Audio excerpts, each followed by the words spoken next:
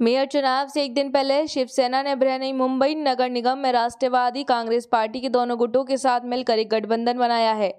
इस कदम से नगर निगम में मुख्य विपक्षी दल शिवसेना यूबीटी के कमजोर होने की आशंका है। कोकण संभागीय आयुक्त कार्यालय में शिवसेना समूह के रूप में पंजीकृत इस नए गठबंधन को वैधानिक समितियों में प्रतिनिधित्व के लिए एक ही दल के रूप में माना जाएगा।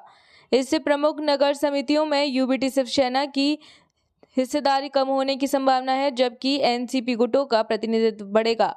दादर से शिवसेना के पार्षद अमिया गोले को समूह नेता नामित किया गया है। ये कदम शिवसेना और भाजपा के गठबंधन के बजाय अलग अलग दलों के रूप में पंजीकरण कराने के एक सप्ताह बाद उठाया गया है। बीजेपी और शिंदे सेना ने महायुति गठबंधन के तहत नगर निगम चुनाव एक साथ लड़ा था। हालांकि गोले ने कहा कि शिवसेना महायुति के हिस्से के रूप में काम करना जारी रखेगी। क्या समीकरण हालिया नगर निगम चुनावों में शिवसेना ने 29 सीटें, एनसीपी ने 3 सीटें और शरद पवार के नेतृत्व वाली एनसीपी ने 1 सीट जीती। संयुक्त गठबंधन के पंजीकरण के साथ समूह की संख्या बढ़कर 33 हो गई है। शिवसेना यूबीटी के पास 65 सीटें हैं, जबकि कांग्रेस के पास 24 सीटें हैं। इस गठबंधन का क्या असर?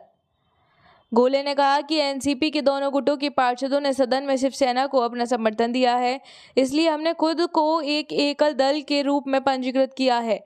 साथ ही हम भाजपा के साथ महायुति का हिस्सा बने रहेंगे और सभी वैधानिक समितियों में संयुक्त निर्णयों का समर्थन करेंगे।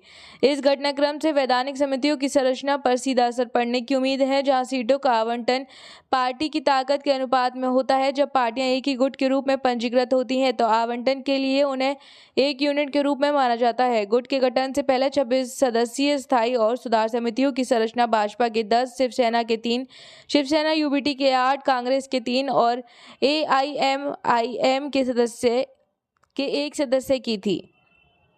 शिवसेना एनसीपी गुट के पंजीकरण के बाद संशोधित संरचना भाजपा के 10, शिवसेना एनसीपी गुट के 4, शिवसेना यूबीटी के 7, कांग्रेस के 3 और एआईएमआईएम के सदस्य होने की संभावना है। शिवसेना एनसीपी गुट के पंजीकरण के बाद संशोधित संरचना भाजपा के 10, शिवसेना एनसीपी गुट के 4, शिवसेना यूबीटी के 7, कांग्रेस के 3 और एआईएमआईएम के 1 सदस्य होने की उम्मीद है।